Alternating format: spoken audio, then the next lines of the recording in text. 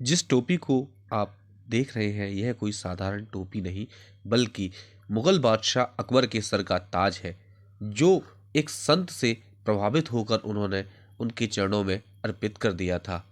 ग्वालियर से अकबर का लगाव बहुत ज़्यादा था, जिसके दो मुख्य कारण थे। पहला कारण यहाँ के मियाँ तानसेन थे, जो कि ग्वालियर की ही पैदाइश थे और अकबर के 9 रत्नों में से एक है।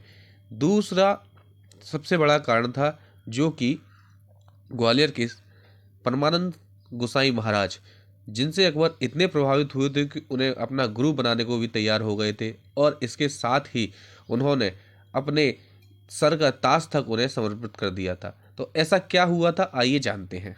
सियावर रामकृष्ण बलदेव की जय। हमारे श्री परमानंद दास जी महाराज अकबर के समय में यहाँ हनुमान जी की सेवा करते थे और योग क्रिया द्वारा अपने दर्शन नहीं देते थे। क्रिया अपने शरीर को 2-3 हिस्सों में काट के रख देते थे और दर्शन नहीं देते। अकबर की जब फौज आती थी दौड़ लगा के देखती थी कि ये तो शरीर कुछ है ही नहीं, वो पूजा सेवा कैसे हो रही है। तब महाराज जी की पूजा सेवा घंटा 12 बजते तो 2 से लौट के आते थे। तो ऐसे करके 3-4 बार आए और उन्होंने जब भयभीत हो गए और निराश हो गए तब अकबर के यहाँ खबर भी आई। अकबर ने आए और अकबर महाराज जी के सामने हाथी से नहीं उतरे। महाराज जी ने कहा कि देखो कितना अभिमान हो गया है, राजा है तो क्या हुआ, संतों के सामने थोड़ी। तो फिर अकबर स्वयं समझदार थे, उन्होंने अकबर के हाथी बिठाला और महाराज जी से यही प्रार्थना की कि मैं वैष्णव संप्रदाय से जुड़ना चाहता हूँ।